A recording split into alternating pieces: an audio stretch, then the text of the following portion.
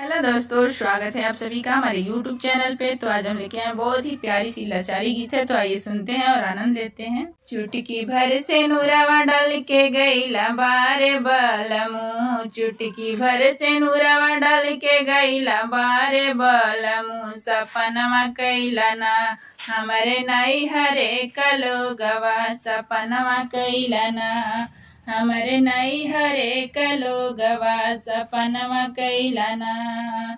एक त सपन कैला बारे पापा के, एक तो सपन कैला बारे पापा के, जवन हो पापा ना हमें गोदिया खेलावला, जवन हो पापा ना हमें गोदिया खेलावला, जवन हो पापा ना। एक त सपन कैला बारे मम्मी के, एक त सपन कैला बारे मम्मी के, जवन हो मम्मी ना हमके दूधवा पियवली, जवन हो मम्मी ना हमके दूधवा पियवली, जवन हो मम्मी ना। चुटकी भर से नूरवा डाली के गईला बारे बलमू, चुटकी भर से नूरवा डाली के गईला बारे बलमू, सपन कैला ना हमरे नई हरे कलोगवा, सपनवा कैला ना हमरे नई हरे कलोगवा, सपनवा कैला ना।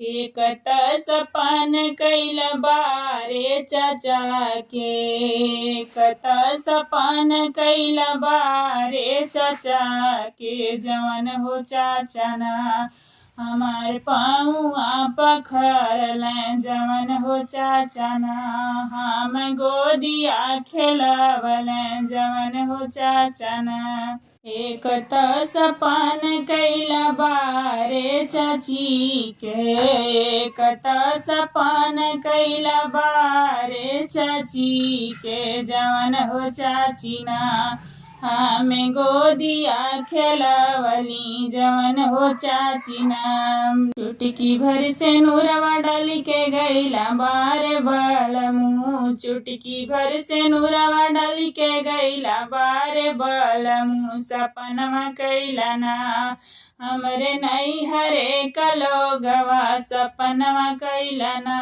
हमरे नई हरे कलोगवा, सपनवा कैला ना। एक त सपन कैला बारे भैया के, एक त सपन कैला बारे भैया के, जवन हो भैया ना हमरे संगवा खेलल, जवन हो भैया ना मोर संगवा खेलल, जवन हो भैया ना। एक त सपन कैला बारे भाभी के, एक त सपन कैला बारे भाभी के, जवन हो भाभी ना हमें ननदा पुकारली, जवन हो भाभी ना हमें ननदा पुकारली, जवन हो भाभी ना। चुटकी भर से नूरवा डाली के गईला बारे बलमू, चुटकी भर से नूरवा डाली के गईला बारे बलमू, सपनवा कैला ना हमरे नई हरे कलोगवा, सपनवा कैला ना।